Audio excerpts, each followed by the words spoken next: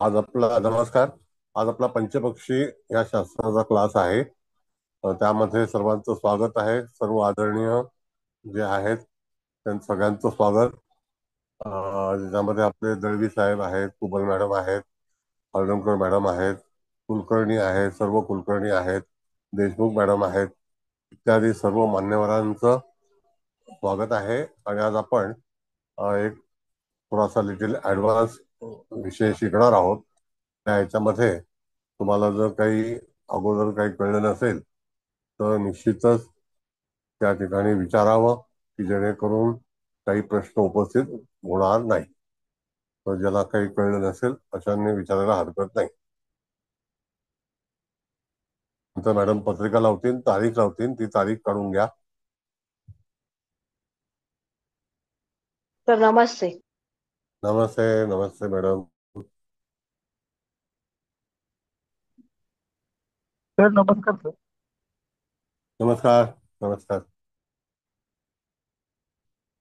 बर, काही call madam, तारीख लावा.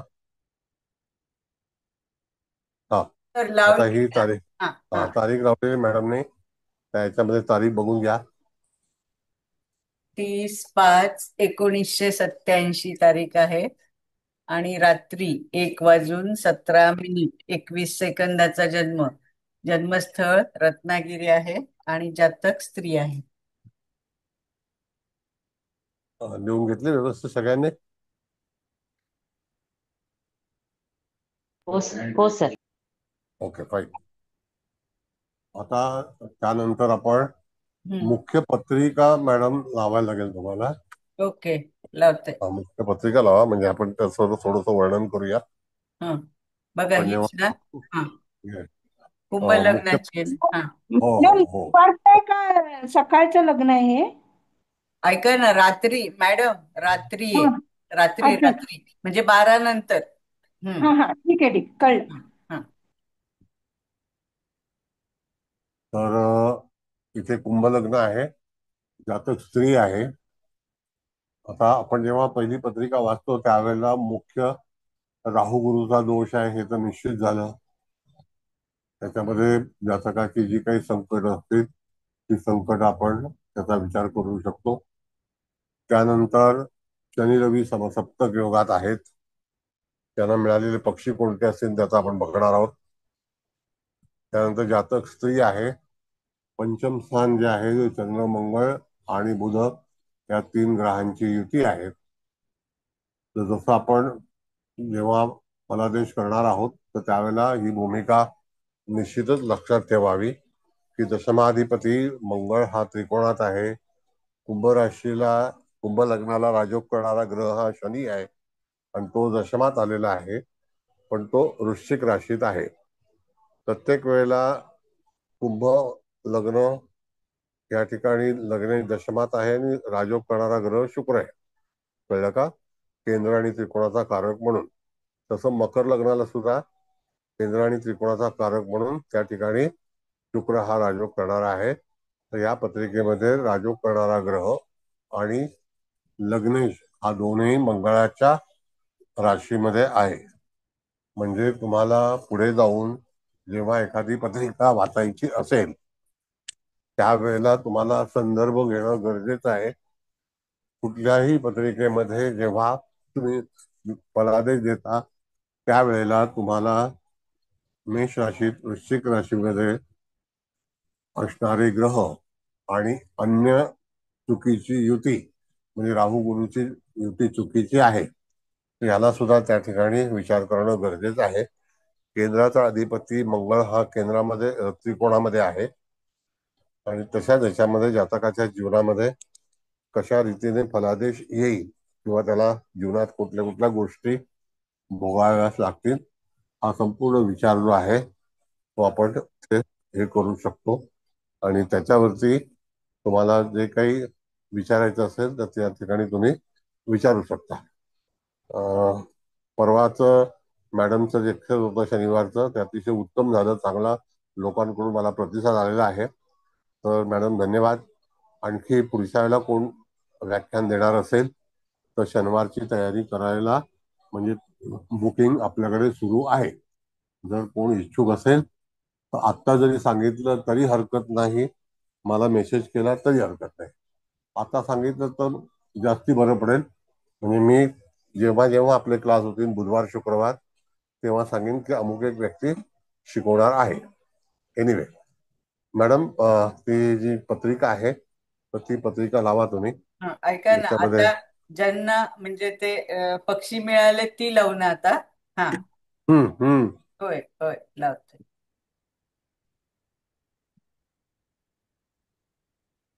बघा सर, लावली. सगळ्यांना दिसतंय का? बघा दिसतंय पत्रिका. तेच. हो दिसते सर, दिसते. हम्म. आता याचं जे गणित आहे ते तुम्हाला शुक्ल पक्ष किंवा कृष्ण पक्ष याच्यावरती बघायला अतिशय सोपं आहे. तर त्यामध्ये आपण जर पाहिलं तर रवी पासून चंद्राचं अंतर किती आहे, तर चंद्रापासून एक राशीचं अंतर आहे. म्हणजे त्या ठिकाणी तृतीय शुक्ल पक्ष हे निश्चित. कळलं? होय ज्या सर. वेळेला येस मॅडम. हो म्हंटल, म्हणजे तुम्ही म्हणालात ना ते अंतर आणि शुक्ल तृतीयात. होय येस म्हटलं. हा. येस. आणि त्यानंतर जसं आपण बघितलं तर रवी आणि चंद्राचं जे अंतर आहे ते किती आहे, सूर्य 14 अंशाचा आहे. आता 14 अंश सूर्य असल्यानंतर त्या ठिकाणी तारीख 29-30च्या जवळपास असू शकते आणि चंद्र 8 अंशाचा आहे. म्हणजे 14 आणि परत आपण 13 बघितलं तर जी अमावस्या आहे, प्रतिपदा जी आहे ती वृषभ राशीचं द्वितीय जी आहे ती मिथुन राशीचं तृतीय जी आहे ती मिथुन राशीमध्ये आहे. तर अशा तऱ्हेने ही पत्रिका आहे. त्याच्यामध्ये लग्न मोर ह्या पक्षामध्ये आहे. तर लग्न अतिशय चांगलं आहे. म्हणजे त्या ठिकाणी लग्न स्थान जे आहे त्याच्यामध्ये कुठलाही ग्रह नाही. मग तिथे आपण जर विचार केला तर कधी कधी तुम्ही कुंभ राशीच्या बद्दलचा जो विचार आहे तर व्यक्ती ही कशी आहे तर सडपात्र आहे, उंच आहे. कुंभ लग्न हे उंच लग्न आहे आणि दिसाव्यास अतिशय मोहक आहे, मोर लग्न असल्यामुळे. पण तसंच लग्नेश जो आहे हा वृश्चिक राशीत आहे. तर वृश्चिक राशीमध्ये असणारं नक्षत्र हे ज्येष्ठ आहे. कळलं का? होय सर. नाही का, वृश्चिक राशीचं नक्षत्र हो कुठलं आहे, हो. शनीचं ज्येष्ठ. ज्येष्ठ आहे. हम्म. तर तिथे पक्षी आहे कोंबडा. कळलं?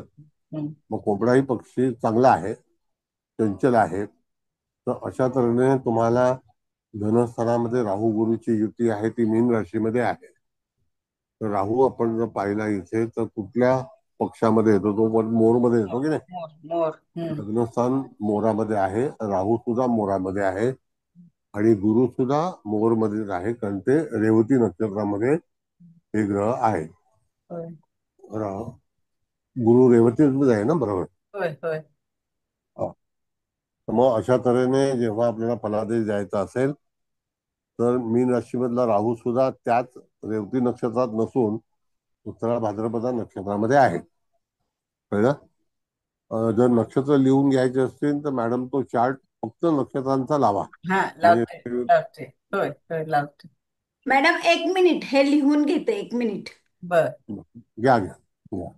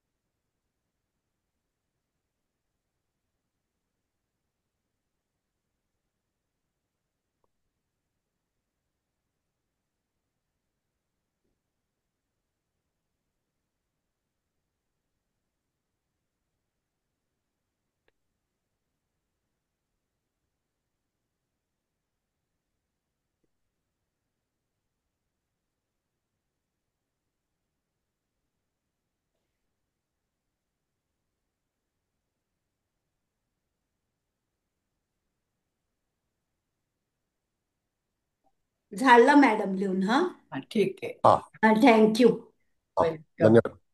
मग आता नक्षत्रासाठी मॅडम तो चार्ट जो आहे ना बघा, तो लावा. हाच ना सर? हो, हाच चार्ट ना? हा चार्ट सेम पण हो ते न लिहिलेला. हो ना, हा बघा ना, लावला म्हणजे ह्याच्यात पक्षी नाही लिहिलेले, फक्त म्हणजे राशी, अंश हो आणि हो हो नक्षत्र आणि हो हो. त्यांचं पद. म्हणजे त्यांना जी हो. नक्षत्र आहेत ना, होय तर त्या होय. नक्षत्रांबद्दल माहिती मिळेल. कोणी हो. स्क्रीनशॉट काढायचं तर स्क्रीनशॉट काढून घ्या, म्हणजे तुम्हाला कळेल किंवा हे का आलेलं आहे. हम्म. कळलं?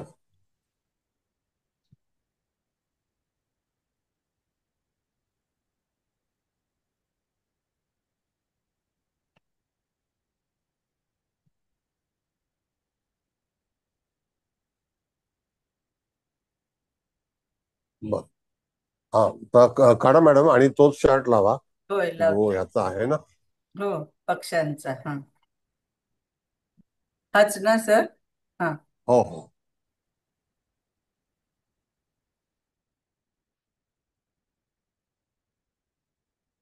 आता पहा, आपल्याला जेव्हा जातकाचं भविष्य सांगायचं असेल, त्या ठिकाणी आपण मगाशी विचारल्याप्रमाणे सांगितल्याप्रमाणे मोर हा पक्षी लग्न ह्या बिंदूला मिळालेला आहे.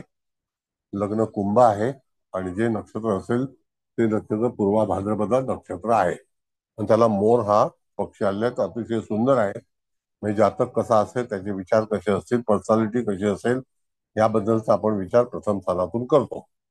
लग्नेश जो शनी आहे, तो शनी कोबडा ह्या ज्येष्ठा नक्षत्रामध्ये आहे, आणि त्याला दशम स्थान मिळालेलं आहे. आता दशम स्थान हा जो आहे, तर कुंभ लग्नाला दशम स्थान जे आहे ते अतिशय गूढरित्या जीवन जगणारं आहे. मग त्या ठिकाणी आलेला कोबडा हा पक्षी जातकाच्या जीवनामध्ये जर आपण व्यवसायाच्या संदर्भात विचार केला, तर जातक हा कुठल्या तऱ्हेचा व्यवसाय करू शकतो. तर त्या ठिकाणी कुठल्याही तऱ्हेचा व्यवसाय जो आहे तो वृश्चिक रास असल्यामुळे त्या ठिकाणी कोंबडा हा भाग आहे ज्येष्ठा नक्षत्रातला. तर वृश्चिक रास ही अशी टेक्निकल टेक्नॉलॉजी इंजिनिअरिंग ही आहे. तर त्या ठिकाणी जातकाचा व्यवसायाच्या बद्दलचा जर प्रश्न असेल, तर तुम्हाला तशा रीतीने त्याचं हे वर्णन करून त्याला सल्ला द्यायचा असतो, आणि आहे. त्याच्यानंतर आपण धनस्थानामध्ये गेलो, तो धनस्थानामध्ये दोन ग्रह आहेत. तर ते दोन ग्रह म्हणजे कोण आहे? एक राहू आहे आणि दुसरा गुरु आहे. तर त्याला सुद्धा मोर हा पक्षी मिळालेला आहे. आता हा शुभ पक्षी आहे. आता त्यामध्ये राहू हा कुटुंब स्थानामध्ये, गुरु एक वेळेला मोर ह्या ह्याच्यामध्ये चालेल. तर मोर हा जर आपण बघितला तर अतिशय कुटुंबामध्ये एखादी व्यक्ती असेल, तर त्याला जर राहू हा धनस्थानात मिळालेला आहे, तर एखादी स्त्री व्यक्ती किंवा कुठून तरी एखाद्या घरातील अतिशय चांगल्या व्यक्तीची ह्याच्यामध्ये राहू हा ग्रह मोरामध्ये येणं, म्हणजे तो काही पीडा लावणं किंवा पीडा देणं किंवा तशा तऱ्हेची पीडा होणे, असं आपल्याला वर्णन करायला हरकत नाही. पण गुरु हा मोर याच्यामध्ये आहे, म्हणून त्या ठिकाणी ती भरभराट सुद्धा दर्शवली जाते. म्हणजे तो चंडाळ योग आहे, त्याचं पण तुम्हाला विचार करणं गरजेचं आहे. पण तरी सुद्धा तिथे जर राहूच्या याच्यामध्ये मोर आल्यानंतर बऱ्याच वेळेला मोर हा स्त्रीच्या बाबतीमध्ये विचार केला जातो. तो लग्नामध्ये बसलेला सुद्धा पक्षी आहे. आता त्या पक्षामध्ये आपण जर बघितलं, तर त्या ठिकाणी राहूच्या युतीत असणारं म्हणजे ते चांगली गोष्ट नाही. तर त्या ठिकाणी जातकाच्या जीवनात कधी ना कधीतरी असे प्रश्न उपस्थित होतील, की जेणेकरून त्या घरातील एखादी स्त्री व्यक्ती ही काही गंभीर समस्येमध्ये अडकण्याची शक्यता आहे, त्रास होण्याची शक्यता आहे, असं आपल्याला फलित जे आहे ते करायचं आहे. म्हणजे जातकाची बहीण ही आपण याच्यामध्ये पकडलं, तर तिथे जर समजा जातक हा पुरुष असता, तर मग आपण तिथे पुरुषाचा विचार केला असता. पण जातक ही स्त्री आहे, तर स्त्रीचा विचार राहू सोबत असलेल्या मोराबद्दल हे करू. पण गुरु हा फायदेशीर आहे, आणि दोघंही जवळपासच्याच नक्षत्रामध्ये आहेत, आणि पण एका स्थानामध्ये आहेत. तर तिथे 50-50 तुम्हाला फलादेश जो आहे तो आपल्याला दर्शवतो. त्यानंतर तुम्ही बघितलं तर तृतीय स्थानामध्ये मेष रास येते. तर मेष राशीमध्ये येणारं जे नक्षत्र आहे, तर त्या ठिकाणी मेष राशी ही कोणत्या नक्षत्रात येते? तर तुम्ही बघितलं तर आरद्रा नक्षत्र मिथुन रास आहे का? तिथे चंद्र आहे का? कुठले? 11, 12, 1 नाही. हो, मग मेष मिथुन राशीमध्ये नक्षत्र. मिथ काय तुम्हाला काय हवंय तेच सर? चंद्र मिथून आपला येते, शुक्र भरणीत आहे ना. हम्म. हा मग शुक्र हा तृतीय स्थानामध्ये आहे. हा बरोबर आहे ना, हा, मेषेचा. हम्म. शुक्र मेषेमध्ये तृतीय स्थानात आहे. म्हणजे त्या ठिकाणी आपण जर विचार केला तर तिथे आलेला शुक्र हा गिधाडमध्ये आहे. तर मेष. गिधाड हा पक्षी आपण जर पाहिला तर तो भावंडांच्या संदर्भात विचार करायला लावेल. मग मोर आणि त्या ठिकाणी जर आपण गिधाडाचा विचार केला तर यदा कदाचित भावासंदर्भात काही प्रश्न, भावाशी आपलं न जमणं, मेष रास ही पुरुष रास आहे, तर त्या ह्याच्यावरती आलेला गिधाड हा पक्षी जो आहे तो त्या पक्षापासून त्या जातकाला निश्चितच कुठल्या तरी गोष्टीचा त्रास होण्याची शक्यता इन फ्युचर मध्ये दर्शवली जाते.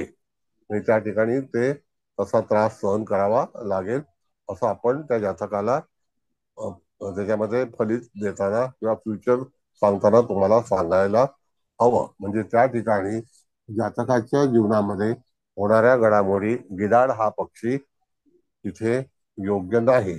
आणि तो मेष राशीत असल्यामुळे तृतीय स्थानाचे जे काही निर्णय आहेत किंवा फलादेश आहे तो त्या जातकाच्या जीवनामध्ये त्याला मिळणार आहे. अशा तऱ्हेने फलित कथन करायचं असतं. त्यानंतर आपण पाहिलं तर इथे चतुर्थ स्थानामध्ये सूर्य हा ग्रह आहे का बघा. चतुर्थ स्थानामध्ये सूर्य हो आहे, हो सर. त्याला सुद्धा गिधाड आलेला आहे. हा हा. आता सूर्याचं नातं आपण जर बघितलं तर एक तर सूर्य हा पिता, जातक ही स्त्री आहे म्हणून पती, आणि आईच्या बाबतीमध्ये चतुर्थ स्थान आहे म्हणून त्या ठिकाणी तिन्ही विचार जर तुम्ही केले, पिता, पती आणि माता, कारण का चतुर्थ स्थान. मग जे चतुर्थ स्थानावरून आपण पाहतो तिथे प्रॉपर्टी किंवा अन्य गोष्टी ज्या आहेत, वाहन आहेत, ते सुद्धा गिधाडाच्या स्वरूपाच त्या ठिकाणी त्याला तशा प्रकारे त्रास होण्याची शक्यता याच्यामध्ये दर्शवली जाते. म्हणजेच काय की किती पक्षी जास्ती आहेत, कोणते कोणते आहेत, तर गिधाड इथे ह्या ह्याच्यामध्ये 3 आलेले आहेत. कळलं का? 3 गिधाड आहेत बघा. किती आहेत? 3 आहेत. सर हो. हो सर 3 आहेत. हा, म्हणजे त्या ठिकाणी ह्या 3 गिधाडांच्या बाबतीमध्ये चतुर्थ स्थानातलं गिधाड हे जातकाच्या जीवनामध्ये तशा परिस्थितीमध्ये असा फलादेश देईल. आणि तो फलादेश सुद्धा आपण अवॉइड करू शकत नाही. कळलं का? म्हणजे हा चतुर्थ स्थानातला सूर्याचा आणि चतुर्थामध्ये असणारी राशी जी असेल ती, तर त्या राशीचा वृषभ राशीचा जो अधिपती आहे तो शुक्र आहे. आणि तो शुक्र सुद्धा विधानामध्ये आलेला आहे. पटतंय? हम्म. काय वाटतं तुम्हाला, काय म्हणायचं आहे? बरोबर आहे ना. लक्षात येते का? होय. हो सर हो. हो. बर. त्याच्यानंतर पंचम स्थानामध्ये 3 ग्रह आहेत नाही का. आपण मीन राशीमध्ये, आपण कुठल्या राशीमध्ये पंचम स्थानामध्ये येणारी रास कुठली आहे? मिथून मिथून सर. मिथून आहे हा. मिथून आहे. बुध, मग चंद्र मिथुन आणि गुरु. राशीमध्ये मग त्या बुध ठिकाणी गिधाड कुठला आहे मध्ये. हम्म. तिथे गिधाड आहे. हो, बुधाला बुध गिधाड मिळालेलं आहे. गिधाड आहे आणि चंद्र मंगळाला घुबड आहे. हा, मग चंद्र, मंगळ आणि गिधाड ह्याच्यामध्ये घुबड हा पॉझिटिव्ह आहे. तर हम्म. चंद्र आणि मंगळ हे जे आहेत तर ह्या ठिकाणी संततीचं आणि पंचम स्थानाचं वर्णन आपण करतो. तर ते तिघही एकत्र असल्यामुळे पक्षी बदललेला आहे, लक्षात ठेवा. होय. तर त्या दरम्यान त्या जातकाच्या याच्यामध्ये पंचम स्थान हे गिधाडाने बिघडवण्याची शक्यता आहे. आणि सोबत जे घुबड आहेत, 2 पक्षी, 2 ग्रह, तर हम्म. ते घुबडाचं फलित त्यांना मिळेल. पण युती असल्यामुळे एकाच राशीमध्ये हे 2 पक्षी एकत्र राहू शकत नाही. म्हणून त्या ठिकाणी तुम्हाला कधी कधी अशा वेळेला जर 2 पक्षी एकत्र आले तर ते कोण आहेत त्याच्यावरून तुम्हाला त्या ठिकाणी फलादेश करायला हवा. तर आता हे चंद्र, मंगळ, बुध ह्या 3 ग्रहांची युती ही आलेली आहे आणि ती मिथुन राशीमध्ये असल्यामुळे तिथे एका ठिकाणी पक्षी बदललेला आहे. मग ते मृगशीर्ष नक्षत्रामध्ये पक्षी बदलतो. पण घुबड आदरामध्ये आलेला आहे, दुसरा पण आदरामध्ये आलेला आहे. तर अशा वेळेला तुम्हाला घुबडाचा फलादेश द्यायचा आणि बाकीच्या याच्यामध्ये गिधाडाचा फलादेश द्यायचा. षष्ठ स्थानामध्ये एखादा ग्रह आहे का? नाही. नाहीये. नाही. नाही. सर सप्तम एक एक स्थानामध्ये विचारू का? हा बोला. आता आपण त्याला काय म्हणलं की आपला जन्म पक्षी नक्षत्र पक्षी जो आहे तो आपल्याला शुभ आहे. हम्म. हं. तर आता इथे चंद्र म्हटलं तर घुबड आहे, हा पण त्याच्याबरोबर बुध आहे. मग हा तिथे पण हा एकत्र आलेल्याचा फलादेशच घ्यायचा ना? हो, एकत्र त्यांचा पक्षी एकत्र आले, ते दोघही पक्षी म्हणजे एकच पक्षी आहे ना तो, मॅडम. हो, पण आपण जेव्हा बघतो म्हणजे आता स्वतःच जन्म नक्षत्र पक्षी आपण शोधतो, तो स्वतःच चंद्रावरूनच मोर बघायचा का आहे. लग्नावरचा? नाही नाही नाही, चंद्र ही त्याची राशी, त्याचा विचार. नाही नाही, लग्न. आपण हा आपण जेव्हा स्वतःचा पक्षी म्हणजे परवा काल म्हणत होता ना स्वतःचा हा, तो पक्षी गिधाड. कोणता आलाय, हो, तर घुबड. तो नाही, मग तो लग्नाकडून बघायचा का चंद्राकडून बघायचा? चंद्राकडूनच. लग्न चंद्राकडूनच का? पक्षी हा देहाचा आहे ना, हा, तेच. मनाचा पक्षी जो आहे तो घुबड आहे. जन्म नक्षत्र पक्षी जो आहे तो तो घुबड वेगळा आहे. आणि लग्न पक्षी तो पण वेगळा, पण विचार येस. दोघांचाही करायचा. हो, दोघांचाही करायचा, दोघे पक्षी फलादेश देणार हे नक्की आहे. हा, आता ठीक आहे. त्याच्यामध्ये पाच पक्षी, पाच तत्वांचा विचार आहे याच्यामध्ये. हो हो, ते आलं. फक्त मला हे जन्म नक्षत्र पक्षी का लग्न पक्षी म्हणजे असं नाही, मेन नाही, कोणतं दोन्ही घ्यायचं दोन्ही. त्याच्यात? आता रवीचा पक्षी पण आपण सांगितला, तर हो रवीचं नातं हो कोणतं आहे? तर चतुर्थ स्थान हे रवीचं नातं आहे का, म्हणजे तिथे आई बघितली जाईल. चतुर्थ स्थान आपण जर बघितलं तर रवी आहे म्हणजे पिता बघितला जाईल. पिता, हो, आणि त्यानंतर स्त्री आहे पती. म्हणून पती पण आला. म्हणजे तिघांचंही फलित बघताना आपण गिधाड हो आलेला आहे, तर तो हो, योग्य पक्षी नाही, नाही नाही, हो नाही. असं आहे. कळलं का? हो म्हणजे हो तिथे कठीण परिस्थितीमध्ये जातकाला चतुर्थ स्थान पत्नी संदर्भातील किंवा पती संदर्भात, सॉरी, पती हो, संबंधातील त्या ठिकाणी किंवा रवी वडील. आलेला आहे. तो सप्तमेश पण आहे, हो कुंभ लग्नाला सप्तमेश पण आहे. मग हो जर हो समजा ह्या ठिकाणी रवी गिधाडामध्ये आला असता आणि सप्तम स्थानामध्ये दुसरी रास असते आणि समजा पक्षी बदलला असता, तर संमिश्र फळ जे आहे ते त्या ठिकाणी तुम्हाला त्या जातकाला मिळालं असतं, असं आपल्याला विचार करायला हवा. Okay sir. म्हणजे जर समजा राशी बदलली असते, पण कारक ग्रह हा पतीचा रवीच आहे. हो हो चतुर्थ स्थान माता हा चंद्रच आहे. हो माता चांगली आहे पण चतुर्थ स्थान चांगलं नाही. हो कारण माता ही घुबडमध्ये आलेली आहे ना. हो हो हो मग ती तिथे शांत असेल, पण चतुर्थ स्थानामध्ये गिधाड आल्यानंतर त्या ठिकाणी अशा काही घटना होऊ शकतील की जेणेकरून गिधाडाचे परिणाम त्या ठिकाणी आपल्याला दिसतील. दिसते. हो हो, आलं लक्षात सर. बरोबर आहे? हो हो, आलं. नेक्स्ट. आता हे पक्षी झाले. आता शनी आपण जर पाहिला तर शनी महाराज जे आहेत ते कोणत्या पक्षामध्ये आहेत, तर ते कोंबड्यामध्ये आहेत. हम्म. बरोबर. होय. आता इथे कोंबडा एकच आलेला आहे का आणि कावळा एकच आलेला आहे? कावळा, हा सर, कावळा राहिला ना आधी षष्टात. तो कन्येमध्ये केतू, कावळा आहे ना. कन्यामध्ये केतू आहे ना, हा, आणि तो अष्टम त्याच्यात स्थानामध्ये आहे. हो हो. हा. मग अष्टम स्थानातून जेव्हा ज्या ज्या गोष्टी आपण पाहिल्या जातात, तर त्या ठिकाणी कावळा हा आलेला आहे. कावळा दीर्घायुष्य शनीचं हे आहे, ते पण आपण विचार करू शकतो. आता त्यामध्ये जेव्हा हे सगळे पक्षी आपण 12ही स्थानाच्या संदर्भात विचार केला, 12 राशींचा, आणि तशी ही नक्षत्र अशी आलेली आहे 27, मग त्याला अनुसरून आपण फलादेश निर्माण करतो. आता जर आपल्याकडे जातक आला तर त्या जातकाचं जे भाग्यस्थान आहे, तर ते भाग्यस्थान त्या ठिकाणी कोणत्या ग्रहाचं आणि कोणत्या राशीचं आहे? धनु म्हणजे गुरुच आहे. हा, म्हणजे नाही त्या नाही, सॉरी ठिकाणी सॉरी. नाही, भाग्यस्थान कुळ आहे, पुढेच शुक्राच आहे. कुळेच आहे, शुक्राचं आहे. शुक्राचं. बरं, आता शुक्राच्या ह्याच्यामध्ये तृतीय स्थानामध्ये आपण जर बघितलं तर मेष रास येते. मेष राशीमध्ये शुक्र आहे आणि तो कुठल्या पक्षामध्ये आहे? गिधाड. गिधाड आहे. गिधाड. घरामध्ये आहे. म्हणजे तिथे भाग्य संदर्भात सुद्धा जातकाला सहजासहजी भाग्य मिळणार नाही.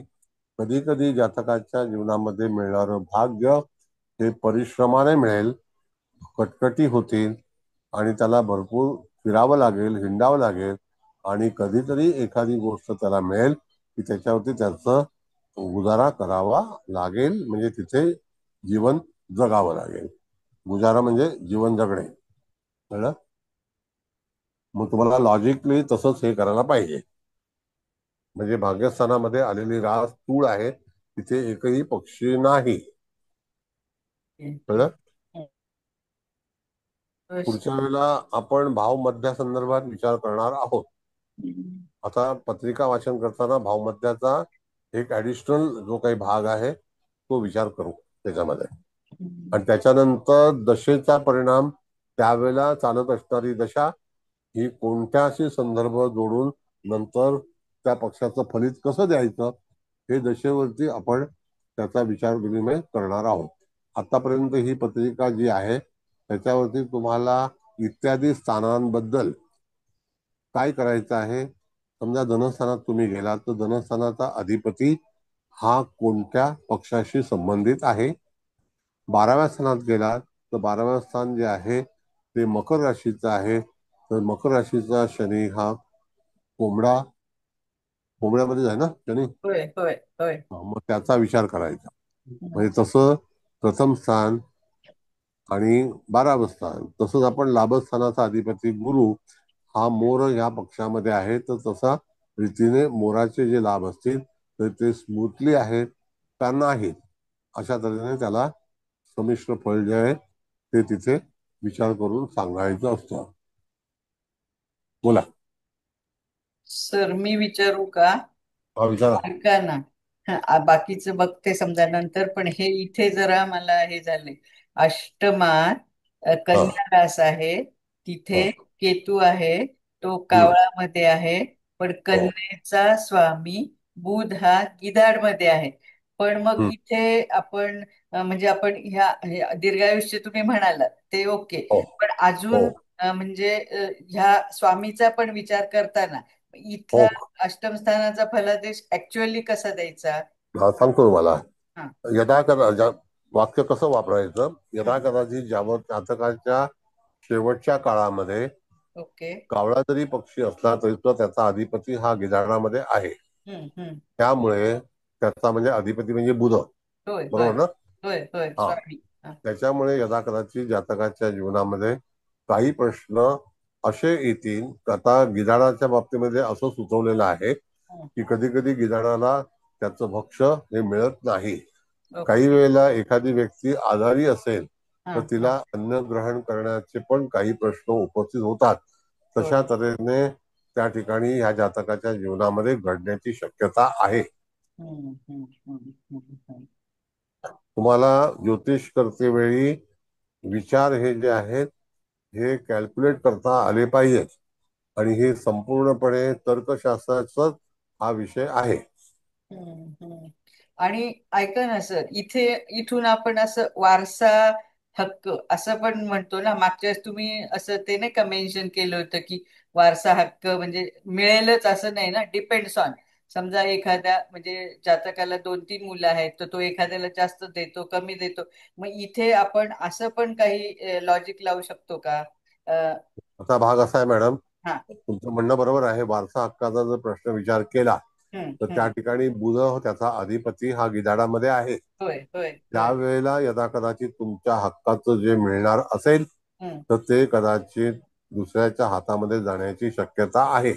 वारसा हक्क हा सगळ्यांनाच प्राप्त होतो असं नाही, किंवा काही काही लोकांच्या नशिबामध्ये वारसाच नसतो. हा. आकाशी मॅडम तुमचा आवाज प्लीज बंद करा ना. तर ऐका ना, म्हणजे ते गिधाडचं आहे आणि इथे कावळा आहे म्हणून म्हणजे ते वारसा हक्क कोणीतरी हिरावून घेईल किंवा दुसऱ्याला मिळेल असं पण म्हणायचं का मग? किंवा कदाचित नसेल पण. आता प्रत्येकाच्या हा जीवनामध्ये वारस हक्क असतोच असं नाहीये. हा हा काही हा. लोक स्वतःचा जो हक्क आहे तो स्वतः मिळवतात, हो काम हो करतात. बरोबर. त्यांना त्यांच्या प्रॉपर्टीचा किंवा त्यांच्याकडे नसेलच तर काय करेल. एनके वाय ना. हा हा. बरोबर. एनके वाय ना सांग. अरे देवा, ह्या आकाशी मॅडमचा माईक चालू आहे. एक मिनिट, एक मिनिट थांबा. मी हे काढलं शेअरिंग तर येईल मला करता. एक मिनिट थांबा. बर.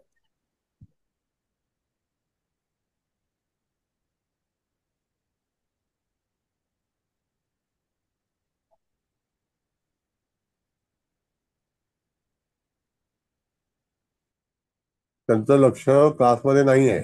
झालं असू दे. हा, झालंय, तुम्हीच केलाय चांगलं.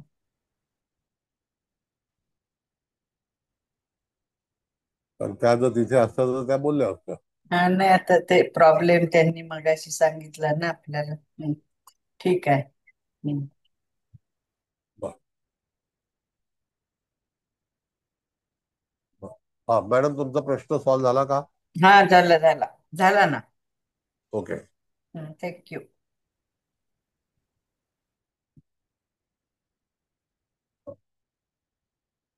आता आणखी कोणाला काही विचारायचं आहे का? लॉजिकली किंवा प्रश्न कुठल्या स्थानासंदर्भात असेल तर त्या स्थानातल्या ग्रहांचं आपण संपूर्ण विवेचन केलेलं आहे.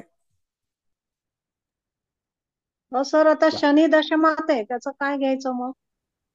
म्हणजे शनी दशम दशमात स्थानाचा आहे, तो संबंधित. वृश्चिक राशीत आहे. तो पहिला हो फलादेश आपण सांगितला, ज्या वेळेला तो हो गुण राशीत आहे टेक्निकल ह्याच्या आणि त्याला हो मिळालेला पक्षी हा कोणता आहे? तो कोंबडा आहे. कोंबडा. पण त्या ठिकाणी असणारा मंगळ याला मिळालेला पक्षी कोणता आहे? तो घुबड आहे. मग आर्थिक धोरण हे घुबडावरून पाहिलं जातं. व्यवसाय स्थान तिथे आहे तर त्याचा अधिपती हा घुबड याच्यामध्ये आहे, तर तिथे त्याला धनप्राप्ती, जे काही काम करेल त्या कामातून त्याला निश्चितच प्राप्ती होईल. सर, अधिकतम. मला एक विचारायचं होतं. हा बोला. नमस्कार सर. हा, नमस्ते. तर अष्टम स्थान म्हणजे सासरचं कुटुंब स्थान होतं ना, म्हणजे हो तिथे पण प्रॉब्लेम्स येणार का? हो, कालांतराने म्हणजे समजा कधी कधी आपल्याला त्याच्यावरती अवलंबून राहावं लागणार नाही किंवा कटकटी निर्माण होतील. एक हा तर तो कावळा आलेला आहे, किंवा कधी कधी काही वेळेला मुलीचा पण तिथे वारसा हक्क असतो, मुलाचा असतो, हा. पण त्यांच्याकडे कदाचित पैसे असू शकतील, स्वतःकडे नसतील, ओके तर ओके. तो तिथे मिळण्याची शक्यता आहे का? बऱ्याच वेळेला कायदेशीर लढाया करून माणसाचं जीवन संपून जातं, पण त्याला वारसा हक्क काही सापडत नाही. मिळत नाही. हा, बरोबर आहे सर. असं आहे. धन्यवाद. सर एक विचारू का? हा बोला. सर, सप्तमामध्ये आता सिंह रास आहे आणि हो तिथे कुठलाही ग्रह नाही आणि तो रवी आहे, तो गिधाडमध्ये. त्यामुळे मग सप्तमा संदर्भातही मगाशी आपण म्हटलं होतं त्याप्रमाणे, म्हणजे पती संदर्भात जसं हो, आहे ते आणखीन ते, येस. म्हणजे त्याला पुष्टी मिळाली की ते थोडस वैवाहिक संबंधांमध्ये नाही, आता सांगतो त्रास तुम्हाला होतो. मॅडम, की दर वेळेला वैवाहिक जीवन हे त्रासाचं असेल नाही, पण आपला बर. जोडीदार हा कष्टकरी असण्याची शक्यता आहे. ओके. कारण का की गिधाड हे कष्टकरी हे आहे. हा. पण ते जर ओके. घुबड असतं तर कमी पैशामध्ये जास्त श्रीमंती मिळाली असं पण होतं, कमी कष्टामध्ये. ओके. पण ओके. गिधाड हा पक्षी जो आहे तो सप्तमेश असून त्या ठिकाणी त्या जातकाच्या याच्यामध्ये जो काही जोडीदार असेल त्याला जास्तीत जास्त काम करूनच पैसे मिळवावे लागतील. आणि त्याचा हा. अधिपती सुद्धा गिधाडामध्ये आहे, आणि ते चतुर्थ स्थानामध्ये तो बसलाय ते सुद्धा गिधाडच आहे तिथे. हो हो कळलं का? हो हो. असं आहे. थँक्यू. फक्त तुम्हाला लॉजिक हे लावता आलं पाहिजे. मग आपण मगाशी म्हणला तसं मग आपण भावबिंदू म्हणजे भाव मध्य बघू त्यावेळेला सप्तमाच्या भावामध्याची पण जोड देता येईल ना? नाही, भावमध्याचं गणित हे भिन्नच आहे, ते याच्यामध्ये मिक्स बर. करायचं नाही. बर, ठीक आहे. भावमंडळाचा विषय हा संपूर्णपणे भिन्नच वेगळा. आहे. महादशा बर. विषय हा भिन्न आहे. बर. पण ह्या ठीक आहे. बेसिक पार्ट मधला जो आपण जे शिकलो होतो पूर्वी हो. त्याच्यामध्ये हा थोडासा ऍडव्हान्स आहे. ओके. कळलं असं सर. आहे. थँक्यू. हम्म.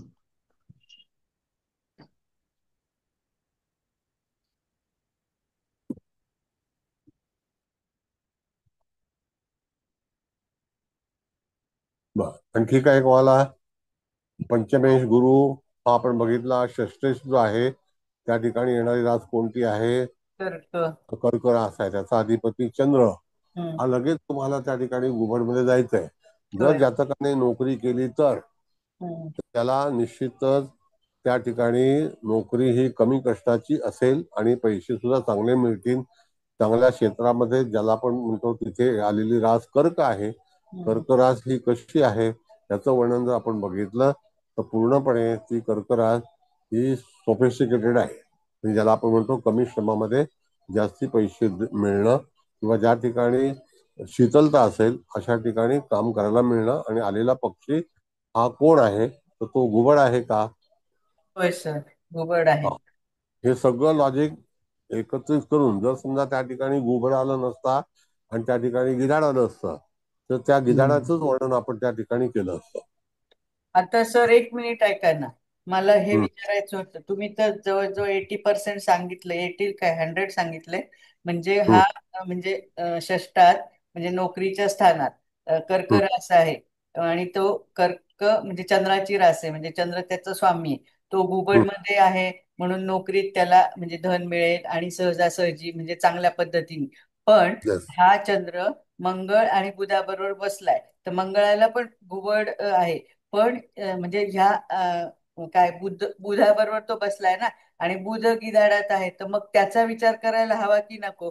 कारण त्या नाही नाही, आता आपण जेव्हा षष्ठस्थाना संदर्भात विचार करतो हा त्यावेळेला इत्यादी स्थानाचा विचार करायचा नाही. तिथे फक्त ग्रहाचा अधिपती, हा राशीचा अधिपती अच्छा. आणि तो कोणत्या पक्षामध्ये आहे त्याचा विचार करायचा. हो पण ऐका तिथे ना, पण षष्ठ. या हा. ऐका ना, मी काय म्हंटल, तुम्ही सांगितलं ते बरोबर आहे. पण हा चंद्र नुसता आपण असं नाही ना, त्याची रास पण म्हणजे तिची ही जातिका आहे ना, तर मिथुन रास आली ना. मग त्याचा हा. स्वामी चंद्र, मग तो इथे पंचमात बसलाय ना, आणि तो मंगळ आणि बुधाबरोबर बसलाय, तर तसा नाही विचार करायचा का, असं नाही विचारते. नाही, पण पहिली गोष्ट चंद्र हा चांगल्या पक्षासोबत आहे का, तर हो आहे. हो हो हो, चांगले आहे ना, चांगल्या हा, पण पक्षासोबत. आता तिथे दुसरा मंगळ त्याच्यासोबत बसलाय, तो चंद्राचा मित्र आहे. हा मित्र, आणि पण तो पण तिसरा, चांगले येत ते. हा. हा, तो तिसरा गिधाड आहे, हम्म तो त्या नये नक्षत्र बदललेला आहे. बरोबर आहे ना, बदललं ना. हा, मग ते नक्षत्र रास बदल. एका राशीमध्ये एका स्थानामध्ये आहेत, तर हा थोडीशी अडचण निर्माण होईल, हा हा हा.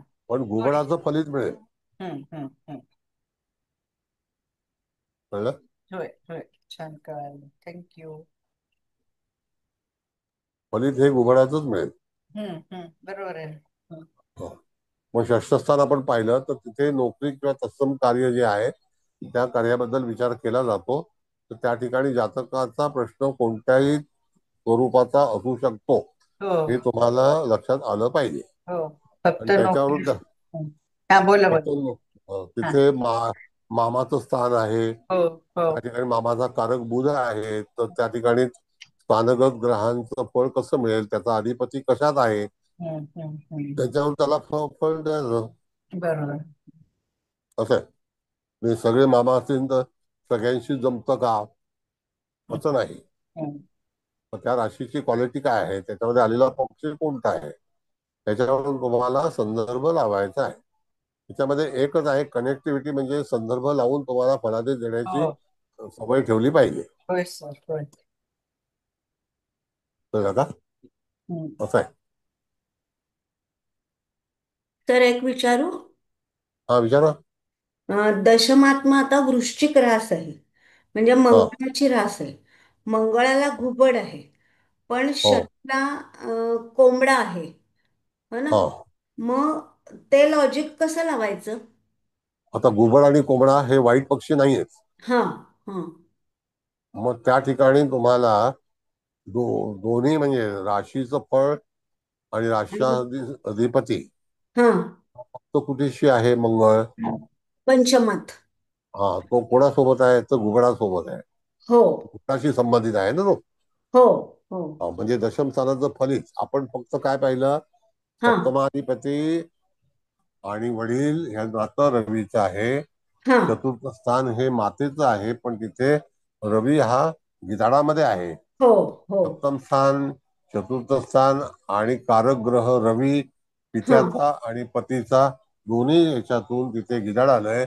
म्हणजे जातकाच्या याच्यामध्ये थोडीफार कटकटी ही गिधाड पक्षी असल्यामुळे त्या संदर्भात त्या तिन्ही पार्टीचा म्हणजे आई, वडील आणि पती हो. यांना होण्याची शक्यता आहे. पण मी दशमस्थानाबद्दल म्हटलं की मी सांगितलं मॅडम, म्हणजे दशम स्थानाच्याकडे कोंबडा आहे ना. हो हो त्या ठिकाणी सुद्धा दशमाधिपती मंगळ हा पण घुबडमध्येच आहे. दशम हो स्थानामध्ये हो असलेला हो. शनी हा कोणत्या याच्यामध्ये आहे मॅडम? कोंबडा. कोंबडा आहे कोंबडा. काय, मग तो चांगला आहे ना. हो हो. म्हणजे अधिपती दशम स्थानामध्ये एक वेळेला शनी असेल तर कालांतराने यदा कदाचित विवाह उशिरा होऊ शकतो, यदा कदाचित विवाहाचे संबंध तिथे दीर्घकाळ टिकू शकत नाही, अशी पण फलितं देता येतात. जीवनामध्ये बऱ्याच गोष्टी घडतात. आता हो, मी आणि तुम्हाला मग व्यवसायाच्या दृष्टीने म्हणजे नोकरीच्या दृष्टीने विचार करताना पण हे दोन्ही पक्षी चांगलेच आहेत ना. मग नोकरीकडे जास्ती कल असू शकेल. हा, कळलं का? कळलं कळलं. हा, कारण तिथे चांगला पक्षी आलाय तर त्याला आवड त्याची कुठली असणार, हा, पक्षाप्रमाणे असेल. सर मला एक विचारायचं होतं. थँक्यू हा, सर. हा, की प्रत्येक पक्षाला अमुक इतकी टक्केवारी दिलेली आहे. हो. हा, तर त्या टक्केवारीचा फलितामध्ये कसा वापर करायचा? टक्केवारीपेक्षा गोचर मध्ये ज्या वेळेला शासनकर्ता ग्रह कोण आहे हा, त्याच्यावरती तुम्ही टक्केवारी कुठल्या पुस्तकात, त्या मराठी पुस्तकात वाचलं का? नाही नाही, मग का ह्यानीच कुबल मॅडमनीच उल्लेख केला होता. हा, नाही, टक्केवारीच्या याच्यामध्ये असं आहे मॅडम. आता आपण जर म्हटलं की तुम्हाला गिधाड आवडेल का, नाही. मग टक्का किती आला? हा, त्याचा काहीतरी 75% म्हणाल्या त्या. मग ते जे काय तर असेल ती ते. स्ट्रेंथ सांगितली स्ट्रेंथ. हा, हा, ती आपण नाही का ते गतविधीमध्ये नंतर, आता नाही मॅडम, ते गतविधीमध्ये करताना नाही का त्यांनी कावळ्याला 1 म्हणजे 1 हा, दिलेला ओके आणि ओके याला ओके. 3/4, मग त्या एकाला 1/2 1/4 अशी दिली होती, ती मी सांगितली होती ना, त्या हा, संदर्भात म्हणतात मॅडम. ते इथे नाही, जे आपण म्हणजे फलादित्य नंतर सर जेव्हा आपल्याला प्रश्नकुंडली आणि तो चार्ट जो आहे ना, त्या हा, ते ते शिकवतील उपपक्षी त्यावेळेस. ओके ओके ओके, समजलं समजलं. धन्यवाद. शासनकर्ता आहे, फिरायला गेला आहे का, मृत आहे का, झोपला आहे का, खात आहे, असे निरनिराळे प्रकार आहेत ना. तर त्याला प्राधान्य कोणाला जास्ती आहे त्या वेळेला, शासनकर्ता कुठला ग्रह आहे त्याच्यावरती त्याला पर्सेंटेज सांगितलेले. कळलं का? हो सर, कळलं. धन्यवाद. Okay, next.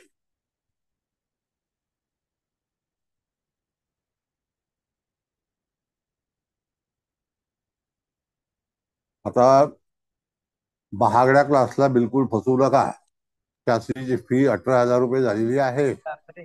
18,000 रुपये भरून कुठल्याही तऱ्हेचा तिथे तुम्हाला फायदा होणार नाही. 18,500 सर, 500 कमी सांगताय तुम्ही. मग आता मी 18,500 पण काय 500 रुपये पण देऊ नका.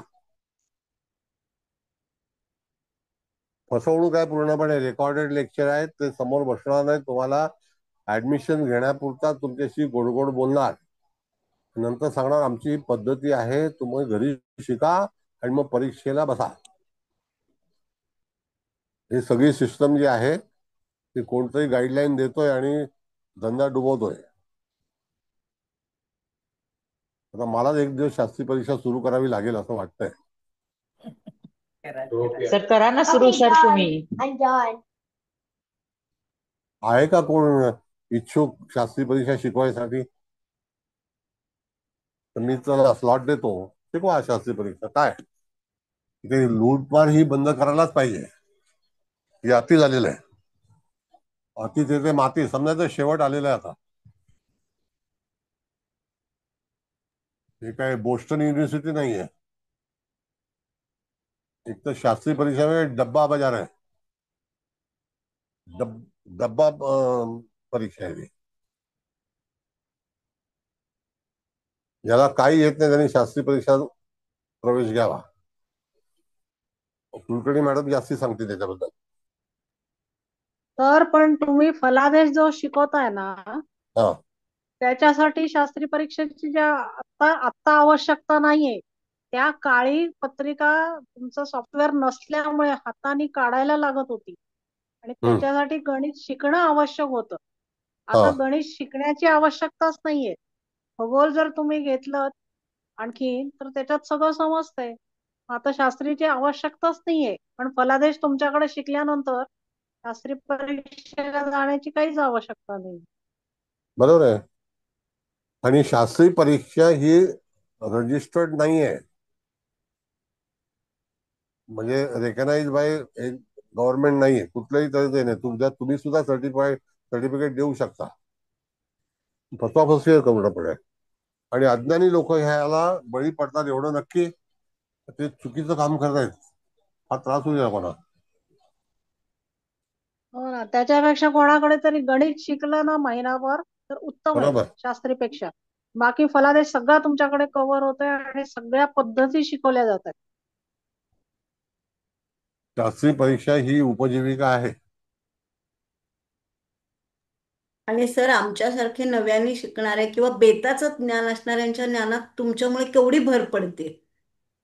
नाही, ठीक आहे, तो भाग नाहीये, पण नाही नाही नाही, अति. पण सर त्याला किती मोल आहे अहो. म्हणजे किती शिकताना तो आनंदही मिळतो आणि आपलं ज्ञान वाढल्याचा आनंद नसतो का, की तो तुमच्याकडनं आम्ही आज घेऊ शकतोय. नाही, पण ते चूक चूक करतात ते. 18,000. आमच्या वेळेला आम्ही कीर्तन त्यावेळेला 1,000 रुपयात एक वर्ष शिकवलो. 2 वर्ष, सॉरी. पण वर्षाला 500 रुपये. हो, पण सर वाटेल त्या फिया घेतात लोक. हा. वाटेल त्या फिया घेतात. जाहिराती वाचते ना मी. म्हणजे आता तुमच्यामुळे आम्हाला हे कळतंय की काय वाटेल त्या फिया घेतात. आता ते तुमचं काम आहे. प्रत्येकाने आपापला अवेअरनेस आपल्या आपल्या ग्रुपवरती चर्चेमध्ये करा.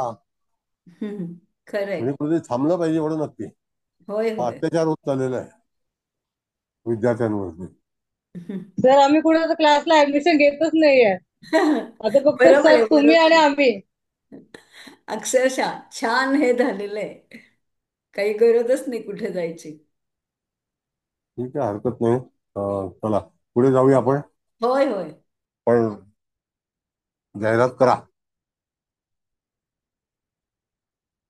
तर तुमच्या एखाद्या स्टुडंट तर्फे आमचं फक्त फॉर्म भरायला आम्हाला हे करून द्या सर.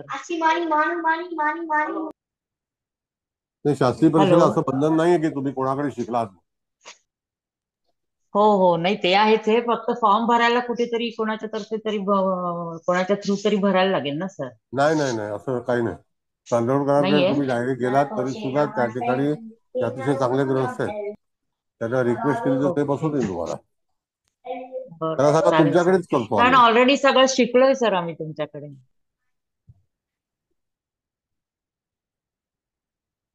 चालेल आता. सर.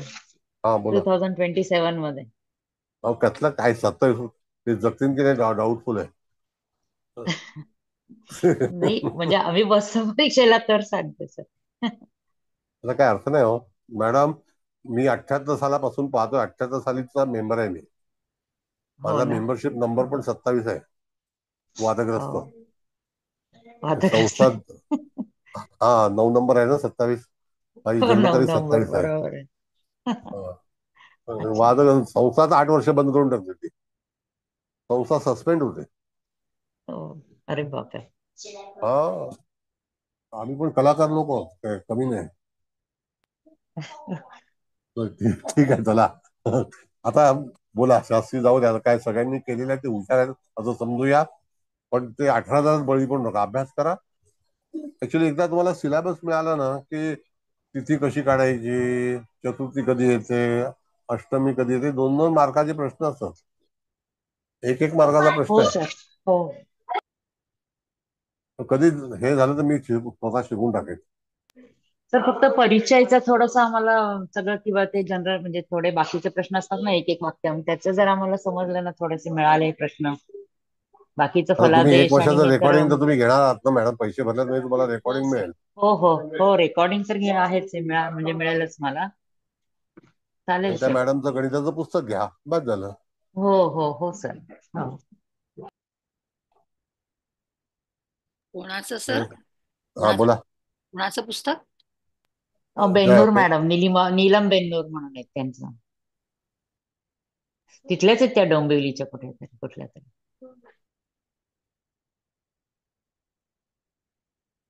आता बोला, इथे इथे काय आणखी तुम्हाला विचारायचं आहे. जाऊ द्या, टीका करून काय उपयोग होणार नाही.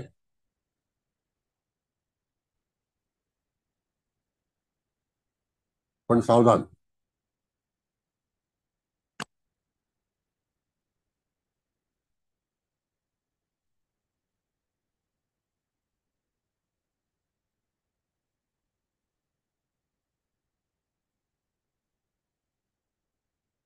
बोला आता काय प्रश्न विचारा.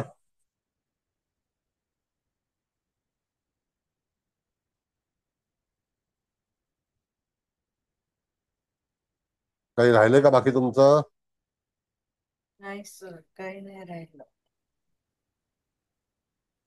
लॉजिक तुम्हाला कळलेलं आहे, पंचमस्थानाचं लॉजिक कळलंय, सगळे ग्रह इंट्रोड्यूस झालेले आहेत, कुठले कुठले पक्षी, कुठला कुठला ग्रह कोणत्या पक्षामध्ये आहे, लग्न कोणत्या पक्षामध्ये आहे, लग्नाचं नक्षत्र फार महत्वाचं आहे, त्याच्या अनुसार तिचे पक्षी हा आपल्याला जोडला जातो. मग भाग्यस्थानाबद्दल बघितलं आपण, पंचमस्थानाबद्दल बघितलं, मग कुठले चांगले आहेत तर पंचपक्षी 5 तत्वाच्या अनुसार पक्ष्यांची निवड केलेली आहे. आणि सर ज्याला कोणाला धनस्थानाचं काय सर? हा धनस्थानात गुरु गुरु राहूची युती गुरु आहे आहे. ना, आणि गुरुला मोर मिळालाय हो ना. हा मग गुरुला आणि राहूला पण मोर आहेत मॅडम. मोर पण आहे, भाग हो असा हो. आहे की राहू सोबत मोर तिथे एवढा कम्फर्टेबल होणार नाही, तर त्याकरता नाही हो. एखाद्या व्यक्तीच्या कुटुंबामध्ये स्त्रीला दुःख येण्याची शक्यता आहे. म्हणून मोर हा ओके. चांगला प्राणी आहे, तर राहू हा तिथे त्याचं शोषण करेल, नाही तो एवढा चांगला हे नाही. मग पर्टिक्युलर समजा गिधाड आलं असतं तर त्यावेळेला एक वेळेला चाललं असतं. कारण पक्षी हा ओके हो सर, ओके. एकमेकाच्या ह्याच्यामध्ये त्याची आवड निवड असते, असं आहे. आणि मग त्याची ही परिस्थिती पण कशी असेल हा धनाविषयी परिस्थितीमध्ये म्हणजे? असं आहे मॅडम की एक वेळेला गुरु चांगला याच्यामध्ये आहे आणि राहू तो धन हो. खाऊन पण टाकेल. म्हणजे कधी कधी बर. इन्कम येतं आणि नंतर अचानकपणे नुकसान होतं. असा दोन्ही बाजूचा फलादेश जो आहे हो तो म्हणजे तुम्हाला राहू करता आला. पहिल्यांदा हे करेल. ओके. येस. हो हो, समजलं. थँक्यू. गुरु देईल आणि राहू घेऊन जाईल, असं आहे. म्हणून हो राहू तेच. गुरुची, केतू गुरुची युती असल्यानंतर जातकाने कमवलेलं धन हे संपुष्टात येतं आणि आपल्याला दिसत नाही. बऱ्याच वेळेला कधी कधी असं असतं मॅडम, हरामाचं धन सुद्धा माणसाला न कळत राहत नाही आणि ते कधी निघून जातं हे कळत पण नाही. राहू मग पण कळत आधी नाही. प्रलोभन देईल आणि नंतर तो एक.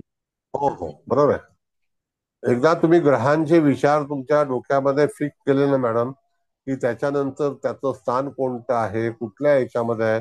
आपण परवा जी पत्रिका शिकलो, वृश्चिक लग्नाला त्या ठिकाणी कुंभ राशीचा राहू आला, पण तरी सुद्धा तिथे जमिनीचे प्रश्न, प्रॉपर्टीचे प्रश्न, कौटुंबिक प्रश्न हो हो. हे सगळे उपस्थित झाले. तर आले होते तुम्हाला हो. एकदा त्या ग्रहाचं वर्णन जेव्हा कळेल त्यावेळेला तुम्हाला कुठल्याही तऱ्हेची तक्रार येणार नाही फलादेश करते वेळी. आणि आफ्टर ऑल हो तुम्हाला सर. लोकांना शास्त्री काही शिकायचं नाही, काही शिकवायचं नाहीये, तुम्हाला फलादेशच करायचा आहे. नाही हो सर. हो, बरोबर आहे सर. आणि शास्त्री सर्टिफिकेट नसेल, ऐका, शास्त्री परीक्षेचं हा सर्टिफिकेट सर. नसेल तरी सुद्धा कवटेकर मॅडम शास्त्री असं लिहू शकता. कळलं? ओके सर, हो सर. बिनधास्त. आणि हो हे सर. मी श्री श्री भटांना सांगितलं होतं, तुम्ही काही करू हो. शकणार नाही. लिहिलं तर ते काय आम्हाला हे करू शकणार नाही, काही आक्षेप घेऊ शकणार नाही. काहीच नाही, त्यांना हेच नाही, अधिकारच नाहीये. मी श्री श्री भटांकडे बोललेलो आहे ह्या गोष्टी की तुम्ही करू नका असं. ओके तुम्ही सर. माझ्यावरती ऑब्जेक्शन घेऊ शकत नाही. कोर्ट कंप्लेंट केली धर्माच्या आयुक्ताला, सस्पेंड करून टाकली संस्था. सगळा हिशोब पाहिजे 8 वर्षाचा. 8 वर्ष हिशोब नाही दिला, 8 वर्ष संस्था सस्पेंड. असं आहे. ओके सर, हो म्हणून सर. तुम्ही उद्यापासून बोर्ड लावू शकता, कवटेकर शास्त्री. मला कोण हो विचारायला तर सर. माझा नंबर द्या, मग मी सांगतो. बरं सर. हे काय BSc किंवा MA नाहीये का कळलं? कोणी सर्टिफिकेट विचारणार नाही. आणि आम्हाला पदवी लावायचा अधिकार आहे. तुम्ही कोण? डॉक्टर नाही लावू हो. शकत. नाही हो. पण डॉक्टर शास्त्री लावू शकतो. कुबल मॅडम लावू शकतात. तर त्या ऑथोराइज आहेत. डॉक्टरचा नियम आहे, तुम्ही तुमच्या नावासमोर जनमानसामध्ये तुम्ही त्याचा वापर करू शकत नाही.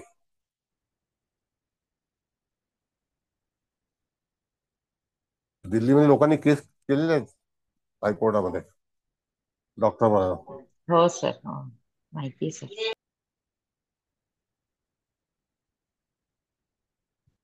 मी पण राज्यपालांना पत्र लिहिलं होतं, त्यावेळेला सगळ्यांची धडपकड झाली होती. मुंबईमध्ये आता एकही लावत नाही डॉक्टर, डॉक्टर अमुक, डॉक्टर तमुक. मुंबईमध्ये ही भानगड नाही काय.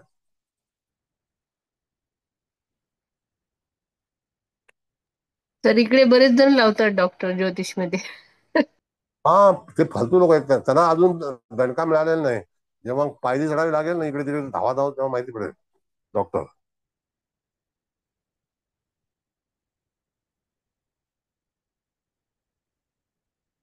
आता तुम्ही त्या पोद्दार मॅडम, तुम्ही स्वतः शास्त्री आहातच. सर मी कधीच लावत नाही शास्त्री सर. मग चला, गरजच नाही वाटत पदवी सर. पदवी तुम्ही बहाल करा कवटेकर मॅडमला. सर मला ज्ञान महत्वाचं वाटतं सर. सर्व हो ना, ते तर आहेच डिग्री आहे. महत्वाची नाही वाटत. आणि मग सुदैवाने कवटेकर डिग्री मॅडमला देऊन आहेत टाका. बाकीच्या भरपूर. डिग्री डिग्री डिग्री देऊन टाका तुम्ही, समर्पित करून टाका, चला. नाही सर असं.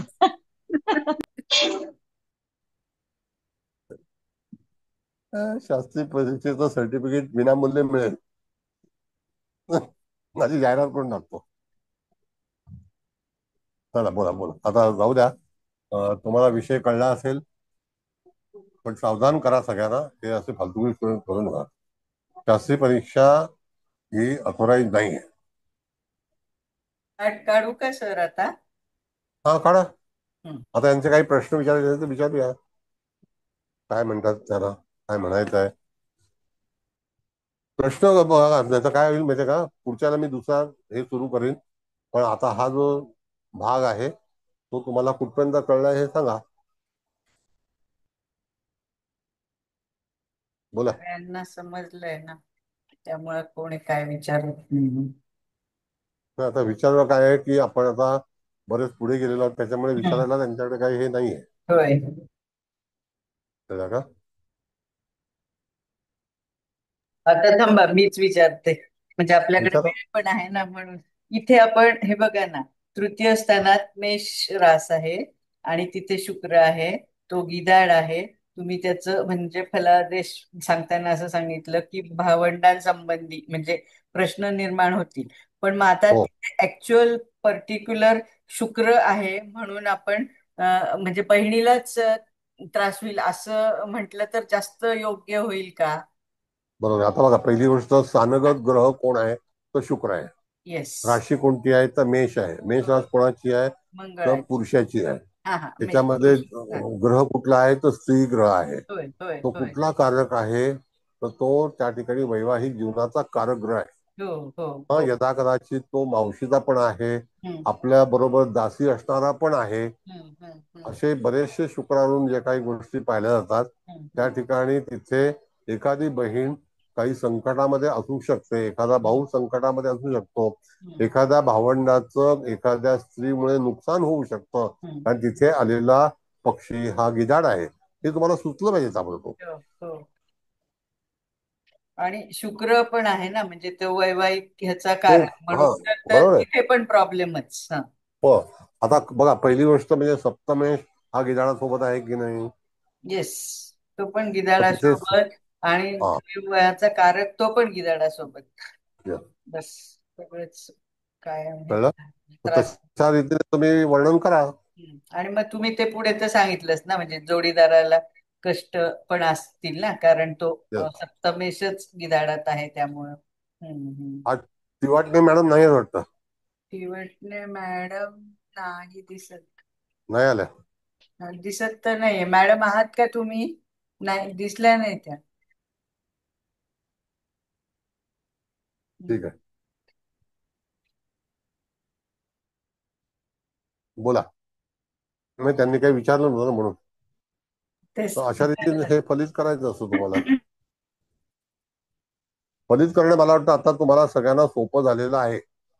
हो आता फलितामध्ये तुमचा कोणी हात पकडू शकणार नाही. आपण सगळ्या तऱ्हेची फलित आपण शिकलेलो आहोत आणि जास्तीत जास्त आपला फलादेशावरतीच तिथे कार्यक्रम होत आहे पूर्णपणे. फ्रॉम ए टू झेड हो सर. फलादेशच शिकवलाय. मी गणित काढायला कधी शिकलो नाही आणि शिकवणार पण नाही. आता नाशिकमध्ये एक क्लास चालू झाला ज्योतिष प्राज्ञ म्हणून. सतत व्याख्यान येतात की आमच्याकडे ऍडमिशन घ्या, पण कोणी घेत नाही. ते म्हणतात आम्हाला फलादेश शिकायचा आहे. बेसिक शिकून काय करायचं? बेसिक शिकवणं म्हणजे आता एकही मनुष्य घरामध्ये सायकल न चालवणारा मनुष्य नसेल. सायकल चालवणार आहे, आता मोटरसायकल चालवायची, कळलं? म्हणून बेसिक हा जो प्रोग्राम आहे हा सुद्धा हळूहळू कमी होणार. शास्त्रीय परीक्षेचा जो फलादेश आहे, भांडी घासणारी बाई, काय चावटपणा आहे.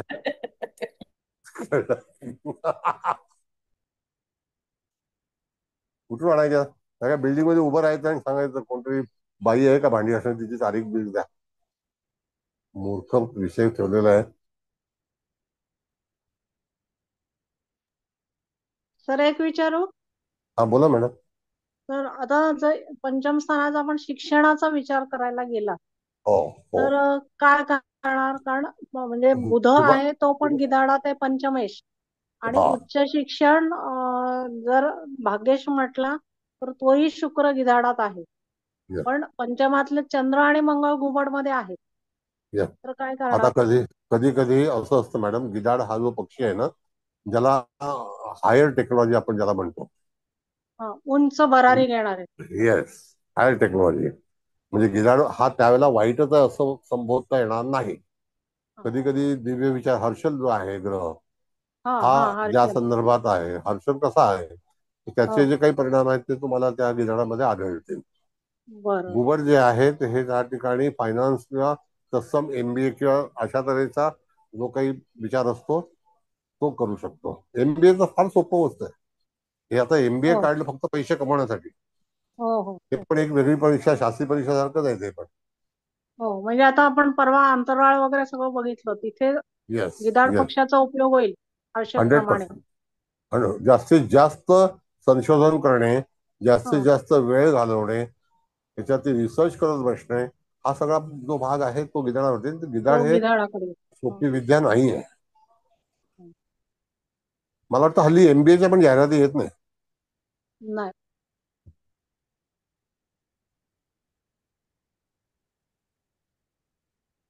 धन्यवाद सर. धन्यवाद.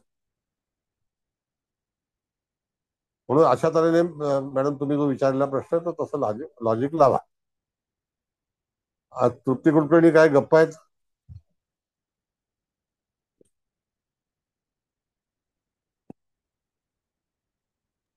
हे आहे ना सर. काय विचार नाही, शास्त्री परीक्षा तर तुम्ही पण आता अभ्यासक्रम चालू करा.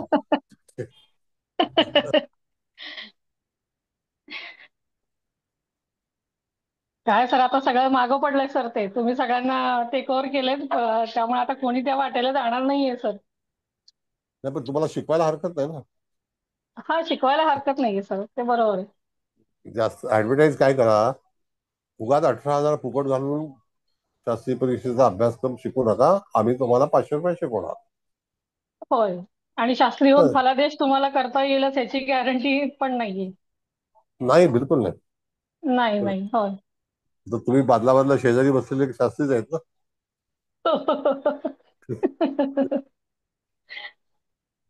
असं आहे. नाही नाही, तुम्हाला काहीतरी मर्यादा पाहिजे. हे असं अत्याचार चालत नाही. हा समजायचा अंत आलेला आहे, गिधाड बा आलेलं आहे जवळ, असं समजायचं.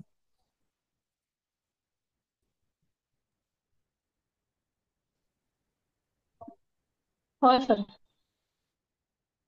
आणखी काही प्रश्न आता बोला, कारण का की तुम्ही काही विचारतच नाही.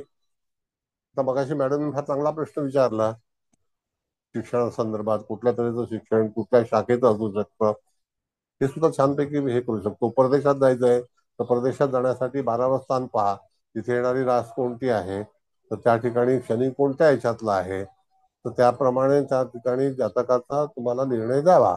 आणि कोंबडा हा शुभ आहे, अशुभ नाहीये. हो, कोंबडा आहे तिथे. Yes. नावलौकिक करणारा पक्षी आहे. कोंबड्याचा तुरा जो आहे ना तो फार महत्वाचा आहे. म्हणून कोंबडा आणि कोंबडीमध्ये फरक आहे. कोंबडी जन्माने तुरा घेऊ शकत नाही, कोंबडा तुरा घेऊन येतो. आणि एक एक कोंबडे पाहिले ना तर त्यांचा तो लाल बुंद असतो. निसर्ग आहे हा. म्हणून निसर्गाच्या विरुद्ध शास्त्रीय परीक्षा शिकवणाऱ्याला जास्ती चांगलं फल मिळणार नाही. तर मग हा जातक जर परदेशात गेला तर याचं नावलौकिक होईल असं म्हणू शकतो. नक्की शास्त्रीय परीक्षे नाही, हं? शास्त्रीय परीक्षेसाठी नाही. नक्की असाच विचार करायला पाहिजे, नावलौकिक होईल.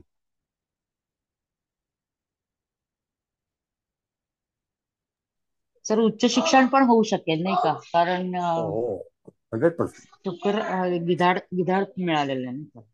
नाही नाही, हे आहे ना मॅडम, तिथे येणारी काय? रास कोणती आहे तर मकर आहे ना, त्याचा अधिपती कोंबडा आहे, हो कावळा आहे.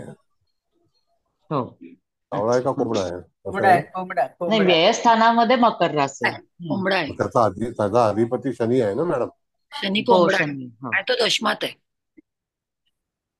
आता ऐका हो एक शनी. मिनिट. पण म्हणजे कामाच्या निमित्ताने जाऊ शकतो का तो नाही, परदेशात परमनंट पण जाऊ वगैरे असं शकतो. असं म्हणू? काय परदेश आता काय कठीण लागलेलं पण नाही. त्याचा त्या ट्रम्पने कठीण करून ठेवलेलं आहे म्हणून हो परदेश ना कोई सर. भी जा सकता. आणि त्याच्यामध्ये काय आहे की पूर्वी एक काळ असा होता की लोक साऊथ आफ्रिकेमध्ये जायचे, फार प्राऊड. गांधीजी गेले होते, आपण का नाही जाणार?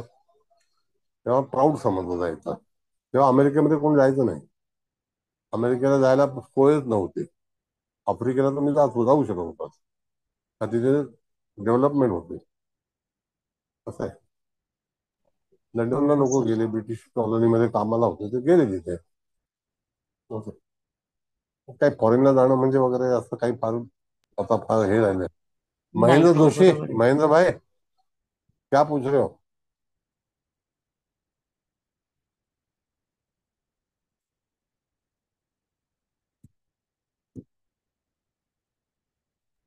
नाही काही नाही सर. काय शास्त्रीय परीक्षा झाली ना तुमची? नाही नाही. ठीक आहे ठीक आहे, हरकत नाही. बरं, मला असं वाटतं की आजचा आपल्याला पुढच्या वेळेला विषय असा आहे, सांगतो तुम्हाला. आपण जेव्हा भावमध्ये घेऊ त्यावेळेला एंटायर राशीचा कव्हर करू, त्याच्यामध्ये ग्रह कव्हर करता येणार नाही. म्हणजे भावमध्याला ही रासच येणार आहे आणि त्या राशीची फलित, आता आपण ग्रहांचे फलित बोलतोय, आणि त्याला 12 राशींची फलिता. आता इथे 9 ग्रह आहेत, पण त्याला 12 राशी आणि 5 पक्षी याचं फलित कसं द्यायचं हे आपण सुरू करणार आहोत. आणि त्याच्यानंतर महादशेच्या अंतर्गत पुन्हा मला कुंडली लावावी लागेल. कुंडलीमधले जे पक्षी असतील ते दशेच्या अनुसरून आपल्याला कसा फलादेश देतील याचा आपण विचार करणार आहोत. Got it? हो सर.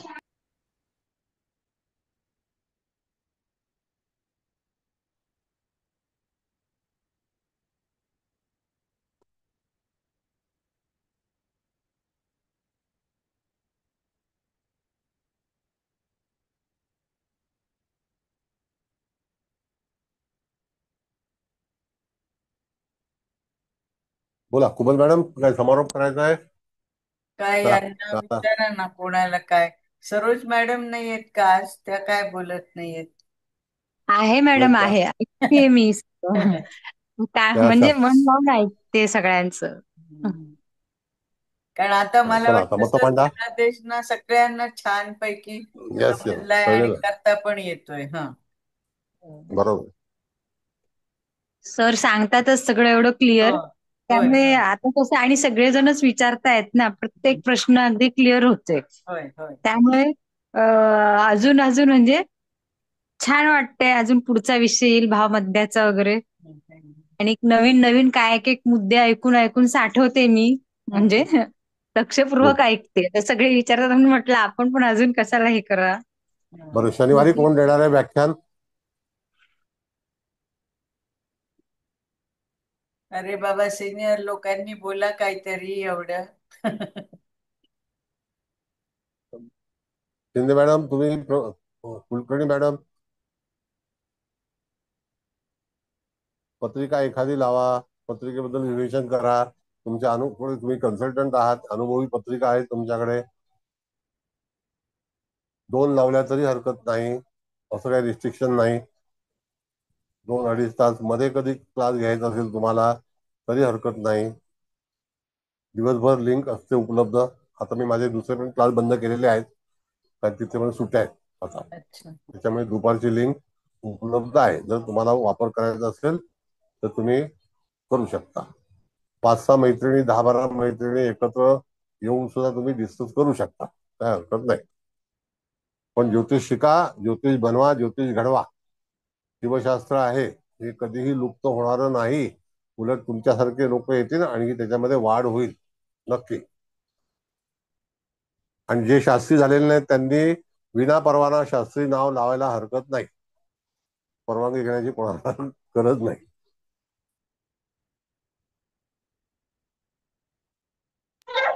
हो सर.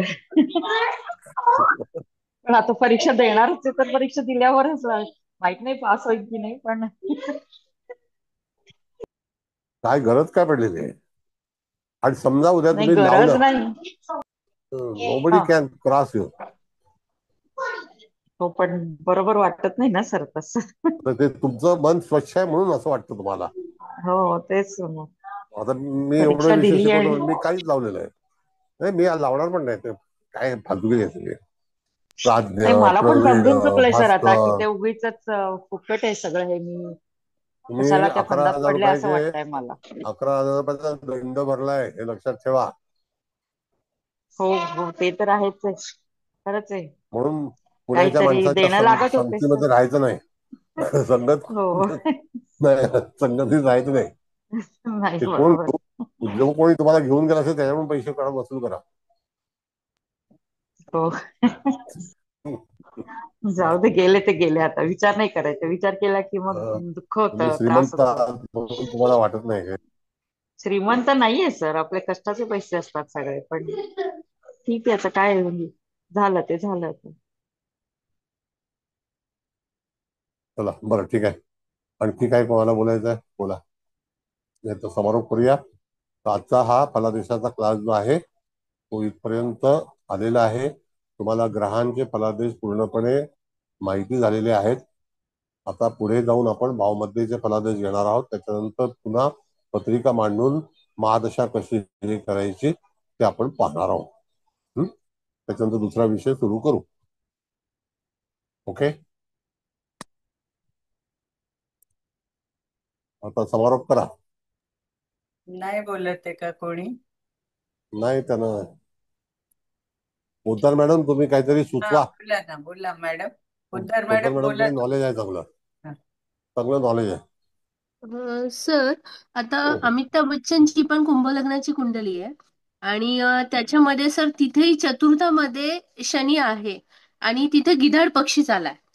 आता आपण त्यांच्या घराबद्दल तर म्हणजे आपल्याला माहितीच आहे आणि या पत्रिकेमध्ये पण हे पण कुंभलग्नाची आणि इथे पण चतुर्थात म्हणजे रवी आहे आणि तोही गिधाडमध्ये, चतुर्थेश पण गिधाडमध्ये. तर मग त्याबद्दल कसं म्हणजे तो विचार कसं हे झाला? म्हणजे आता अमिताभ बच्चनच्या कुंडलीमध्ये तर आपल्याला दिसतंय की घर कसं आहे, जरी गिधाड आहे. आणि आता या पत्रिकेच्या ह्याच्याप्रमाणे तुम्ही तो प्रश्न तुम्ही मला घर बघ, येत होता. तुम्ही पहिला घर बघितलं का पहिलं? नाही, कुठलंच नाही पाहिलं सर. तिथलं सांगतो. पहिलं घर जे आहे ना, तर त्यांच्या लग्नी केतू असल्यामुळे तिथे जनरेटर आहे पूर्व दिशेला. अच्छा. कळलं? ओके. उत्तर हा. दिशेला वृषभ राशी आहे, हो. म्हणजे चतुर्थामध्ये. तर तिकडे संगीत विद्यालय आहे. कळलं? हा. बरोबर, त्याच्यामध्ये तुम्ही वास्तूच्या वेळेस सांगितलं होतं. बरोबर. हा. षष्ठ स्थानामध्ये गुरु आहे. तिथे हो. उत्पल संगवी नावाचं एक विद्यालय आहे. हा. कळलं का? आणि पश्चिम दिशेला त्या ठिकाणी नैऋत्येला आरोग्य भवन आहे. आरोग्य निधी नावाचं एक हॉस्पिटल आहे. हम्म. अशा तऱ्हेचं त्यांची वास्तू आहे. पण पहिल्याचं घर आता त्यांनी अच्छा. बदललंय. ते घर अजून तिथे तसंच आहे. ओके. आणि तिथे कार पार्कला पण जागा नव्हती. असं कंजेस्टेड घर आहे ते. हम्म. असं आहे. संगीत विद्यालय अगदी बाजूला फुटपाथ क्रॉस केली की संगीत विद्यालय. हम्म. बरोबर. तर बरं ठीक आहे.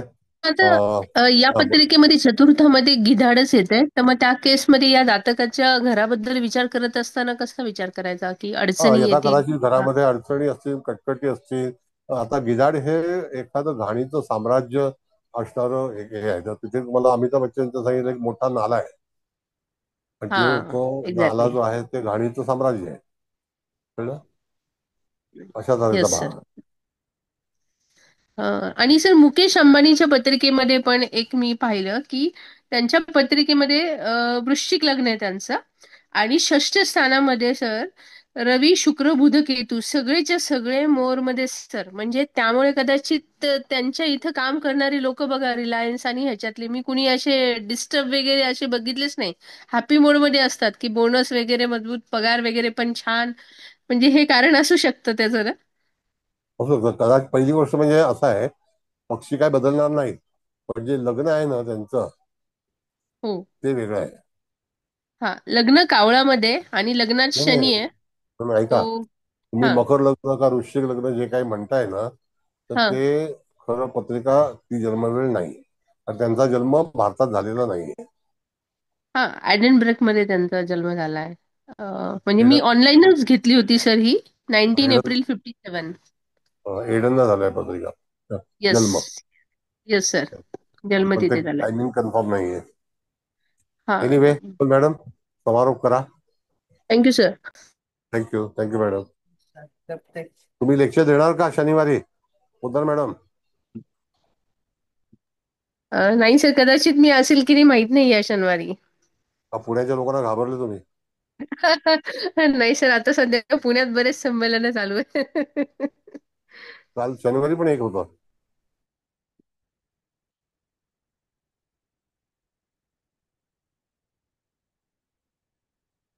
काय झालं? डिस्कनेक्ट झालं का? हॅलो, माझा आवाज येतोय का? नाही येत वाटतं. अरे रामा.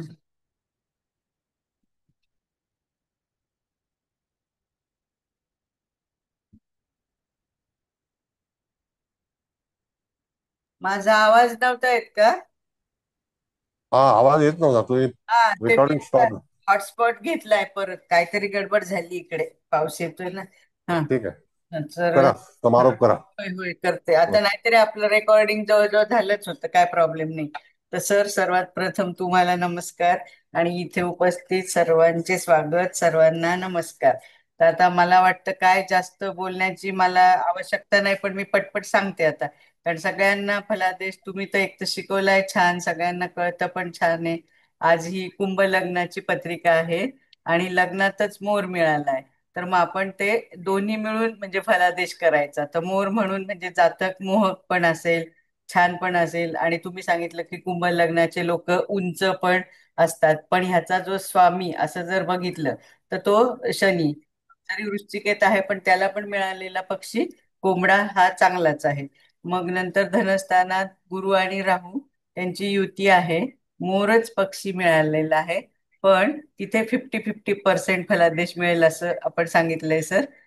कारण मोर जरी असला तरी हे राहूला मोर तसा फारसा योग्य नाही. आणि मग मोर म्हणजे आपण स्त्री फेमिनाईन म्हटलंय ना, तर म्हणून ह्या जातकाला म्हणजे ह्या म्हणजे एखाद्या स्त्रीला त्याच्या घरातल्या काही पीडा पण असू शकते.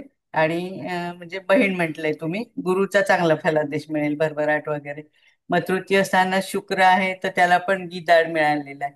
मग तो पण काही फारसा नाहीये बरोबर.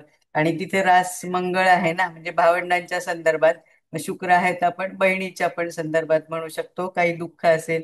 आणि त्याच्यात नंतर हा सप्तमेश सूर्य, तो पण चतुर्थात आहे, त्याला पण गिधाड मिळालेले, तेही बरोबर नाही. पण तिथे तुम्ही म्हणजे असं सगळ्यांचं फलादेश सांगितलंय घ्यायचा. कारण ही जातिका आहे, मग सूर्य म्हणजे तिचे वडील असू शकतात, पती असू शकतो, आणि चतुर्थ स्थान म्हणून आईच्या संदर्भात पण. आणि आत्ताच आपल्या पोद्दार मॅडमने विचारलं होतं घरासंबंधी, म्हणजे घर वाहन असं पण बघतो ना आपण चतुर्थातून. तर तिथे पण म्हणजे त्रास होण्याची शक्यता आहे गिधाड पक्षी असल्यामुळे. पंचमात हे काय आपली मिथुन रास आहे आणि त्याचा स्वामी बुध, तो पण गिधाडात आहे.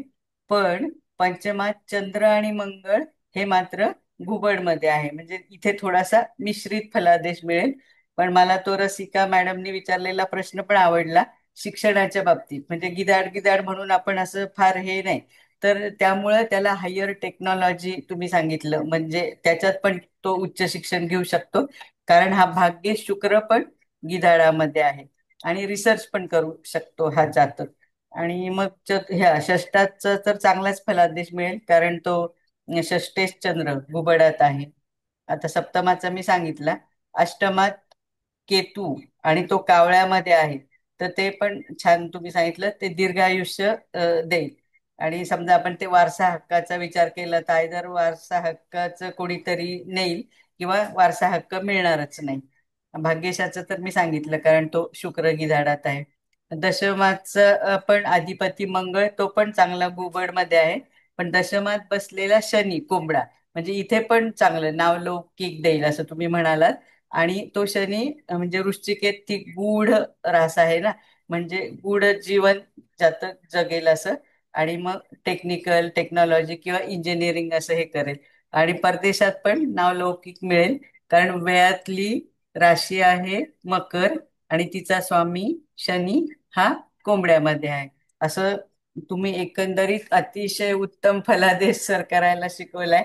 मला असं वाटतं पंचपक्षीप्रमाणे आपले सगळे 100च्या 100 लोक फलादेश निश्चितच छान करतील, त्याच्याबद्दल काहीच वाद नाही.